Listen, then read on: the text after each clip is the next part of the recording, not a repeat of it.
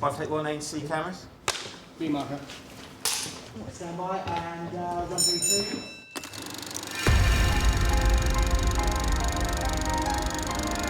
2. I'm so embarrassed you guys have got them clips. Wow, look at Rish in his red bow tie. It's me. Goodness, what was I thinking?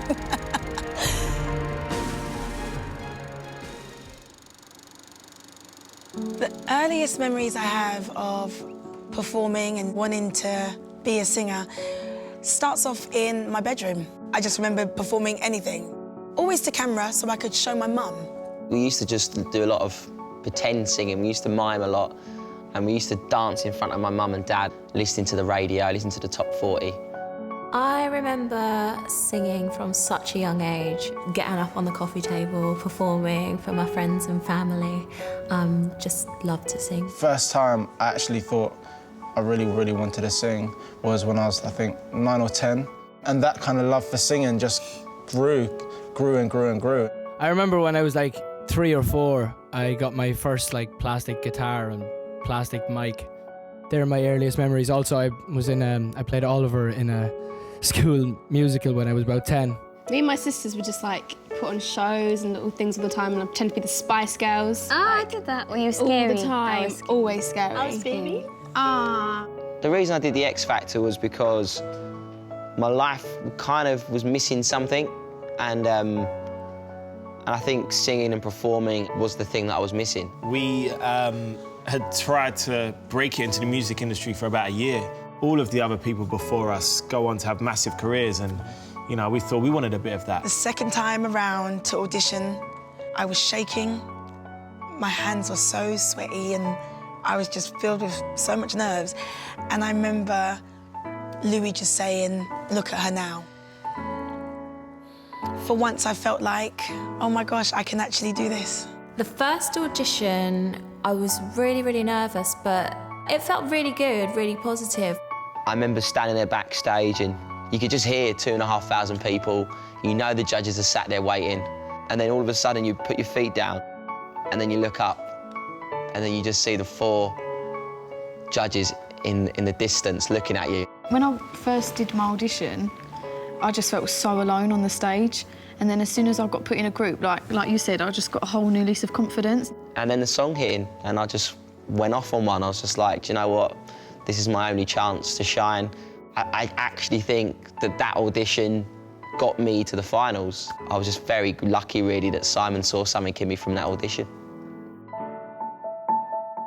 Walking out on that stage for the first time and going, oh my gosh, I got to the live rounds. I remember saying to myself, right, even if I last a week, at least I got further than I did before 3 years ago. First live show, we were so petrified, but at the same time, we just couldn't wait to get out there. Yeah. Everyone doubted, like, girl groups, and everyone thought that they were going to be the first to go out, and we were just like, no, we're going to do this. The main thing that you always remember about X Factor, and whenever you think about it, is them big doors opening. When we first stepped out those doors and, you know, got the chance to perform on such a big show, and you realise there's millions of people at home watching you, I think that's always going to be the biggest memory for me. Do you know what? From day one of the live shows to the final, that whole thing just went like that. Like that. It's hard to take in all of the emotion and pressure and everything. You just think, you know what, I'm going out tonight, we're going to perform, and we need to get through. It was so fun, just a big learning experience for me, and in front of an audience of millions. Simon called me the night before the finals and was breaking the news to me about who I was singing with. You're actually going to sing with Beyonce.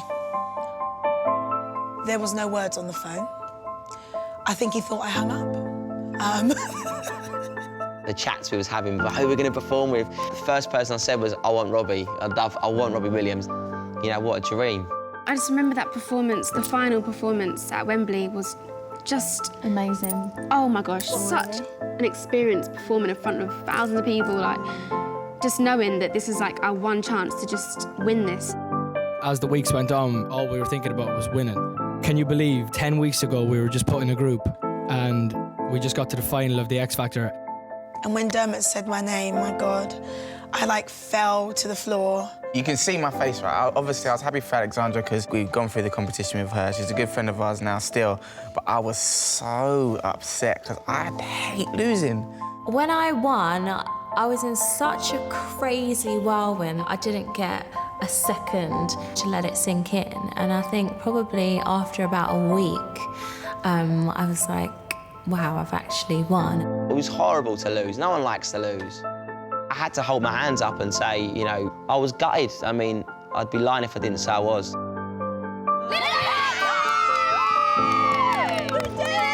We won, and then we came off stage, and I could not stop crying. It was just like the reality of what just happened. It was just like a dream. We'd gone through this whole process and, you know, made loads of new friends and literally had an experience of a lifetime. More than any other time, we realise how lucky we are and how lucky we are that we've managed to change our life through the X Factor. Any time I perform, whether it be in front of 50 people, whether it be in front of 20,000 people, and it's what I love to do.